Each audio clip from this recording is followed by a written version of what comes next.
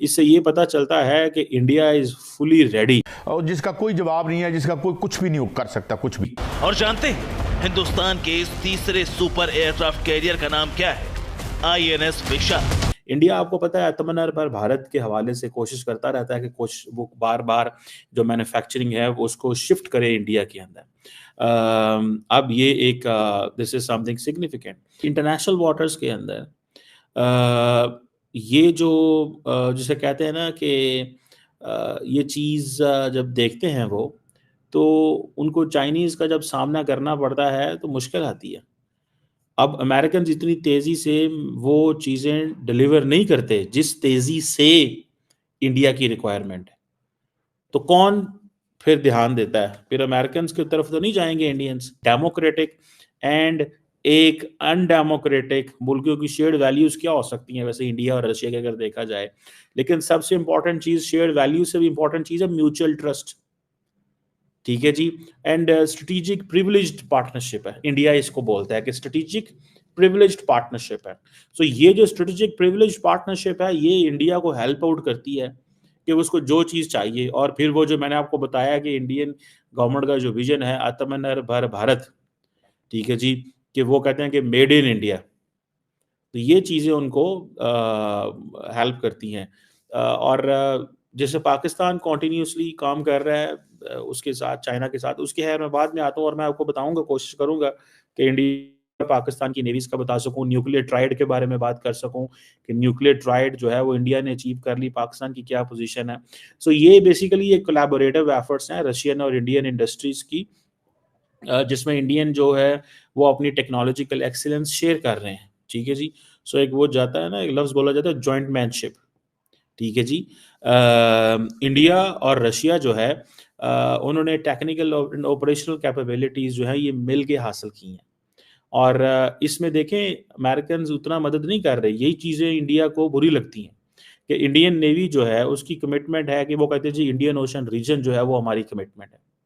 ठीक है जी। पायरेसी के हवाले से, आर्म्स, ड्रग्स के हवाले से, स्मगलर्स के हवाले से, नॉन स्टेट एक्टर्स के हवाले से, गल्फ़ ऑफ ओमान में देखें, गल्फ़ ऑफ ईडन में देखें, स्विस में देखें, मलाक्का में देखें, ऑस्ट्रेलिया में, मडागास्कर में, ठीक है, मोज़म्बिक चैनल, ये सारे जो एरियाज़ हैं, वहाँ पे इंडियन नेवी ऑपरेट करती है इंडियन ओशन रीजन के अंदर।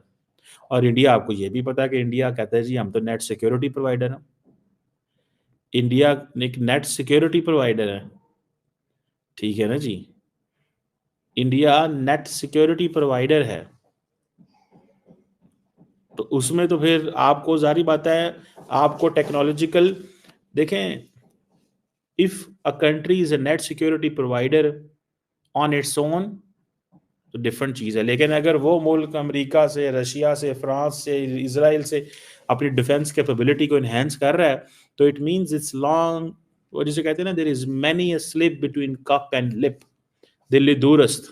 बहुत सारी चीज़ें इंडिया कहता है लेकिन ऑन ग्राउंड वो चीज़ें डिलीवर करना बड़ा मुश्किल काम है इंडिया के लिए।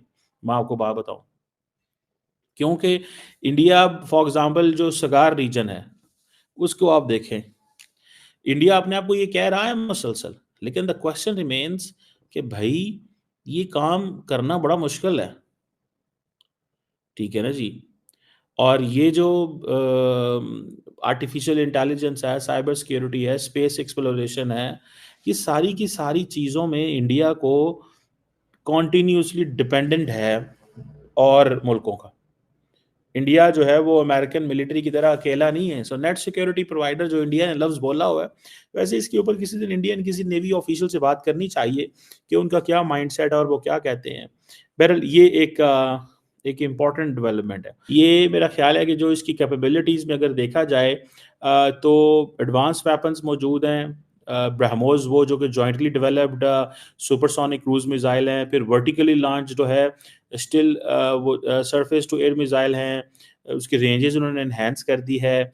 इसी तरह स्टेल्थ फीचर्स इसके अंदर मौजूद हैं और रैपिड गन जो जिसे कहते हैं ना रैपिड फायर गन सिस्टम है, एंटी सबमरीन टोर्पीडोज हैं इसके अंदर, मतलब electronic warfare and communication sweet भी इसके अंदर है। सो बड़ी स्टेट ऑफ द आर्ट उन्होंने शिप ली है भाई, क्योंकि उनको पता आइंदा जाना ही हमने समंदरों में है। द मोमेंट जब आप you consider yourself that we can lead 125 nations in the world as a leader of the global south, India के लिए चैलेंज ये है कि उसने कैसे अपनी स्ट्रेंथ को इन्हेंस करना है, अपनी कैपेबिलिटी को कैसे इन्हेंस करना है। ठीक है जी, और वो कैसे इन्हेंस करना है? वो इस तरह इन्हेंस करना है कि भाई साहब, आप इस चीज़ को अंडरस्टैंड कर लें कि अगर इंडिया तो बहुत बड़ी पावर है ना, ठीक है, लेकिन अगर आपकी कॉन्टिन्यूस डिपेंडेंस फॉरेन पावर्स पे है। तो दोस्तों वेलकम करते हैं आप सबको आज की इस वीडियो में। तो दोस्तों जैसा कि आपने वीडियो क्लिप में देखा है कि इस खबर को लेकर पाकिस्तानी जो मीडिया है वो इस हवाले से चर्चा कर रहा है कि भारत जल्द ही आईएनएस विशाल एयरक्राफ्ट कैरियर को भारतीय बेड़े में शामिल करने जा रही है और ये बहुत ही विशाल एयरक्राफ्ट कैरियर होगा।